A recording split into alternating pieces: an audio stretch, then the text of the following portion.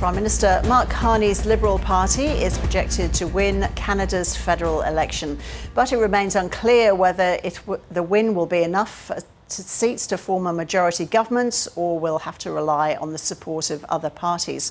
North America correspondent Carrington Clark joins us now live from the Liberal Party HQ in Ottawa. Hi there, Carrington. What's the atmosphere like?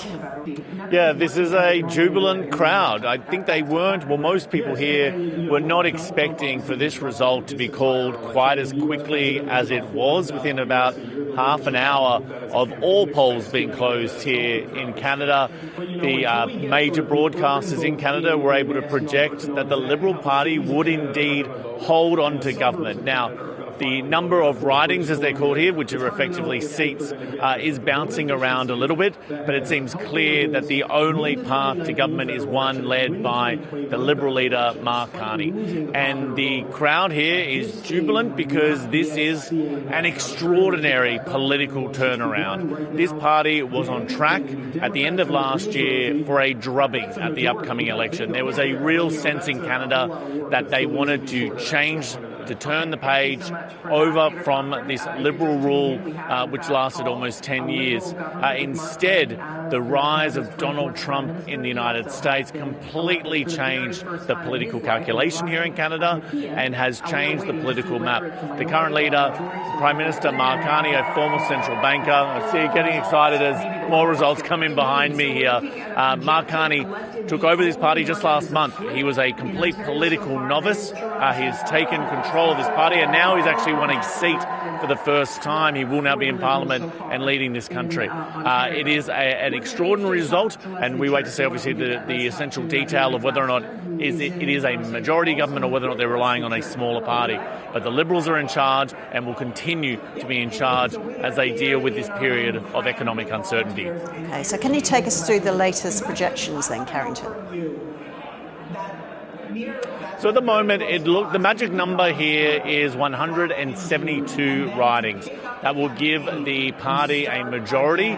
The very latest has the Liberal Party sitting at 159, but that, along with some of the support of some of the lower parties, is projected to give them at least a majority when working with a partner. There are still at least a handful of seats that potentially could get them there to that magic 172 figure. At the moment, the Liberals are ruling in a minority government. They were hoping to take a majority, and that's what the polls suggested was within their grasp, but we still have a few more seats to count.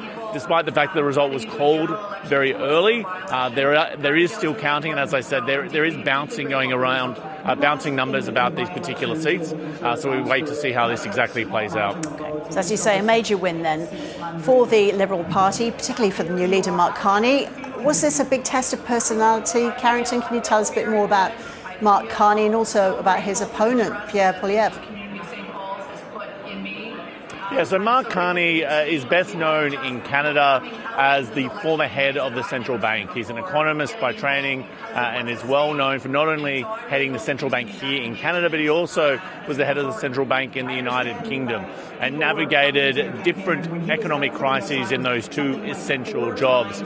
He was then an advisor to the former Prime Minister Justin Trudeau, and there had been speculation that Justin Trudeau wanted to bring him in as his finance minister. Instead, Justin Trudeau's decision to resign because of the dwindling poll numbers for the Liberal Party here and infighting within his party gave the opportunity for Mark Carney to run in his own right for the leadership of this party. And he was successful in that. As I said, he isn't actually in Parliament. He ran from outside the Parliament. But he's really made his essential messaging that he is the man best equipped to deal with Donald Trump, particularly when it comes to economic issues. Donald Trump has slapped major tariffs on Canadian exports to the United States, and that is seen as it has the real potential to cripple this economy. And Mark Carney says his expertise in economics means that he is the man who is equipped to deal with those issues, and also his experience on the global stage means he knows how to go to toe-to-toe with somebody of Donald Trump's temperament. Pierre Poilievre is a career politician. For many, he was echoing some of the same themes that Donald Trump was running on in his most recent presidential election. His opponents accuse him of being Donald Trump light. They accuse him of being maple syrup MAGA. He would say he's a more traditional conservative figure, and he was making he wasn't able to mine voter discontent when it comes to essential issues like cost of living, immigration, and the housing crisis here in Canada. He was making great inroads, and the polls suggested that he was on track to win this election.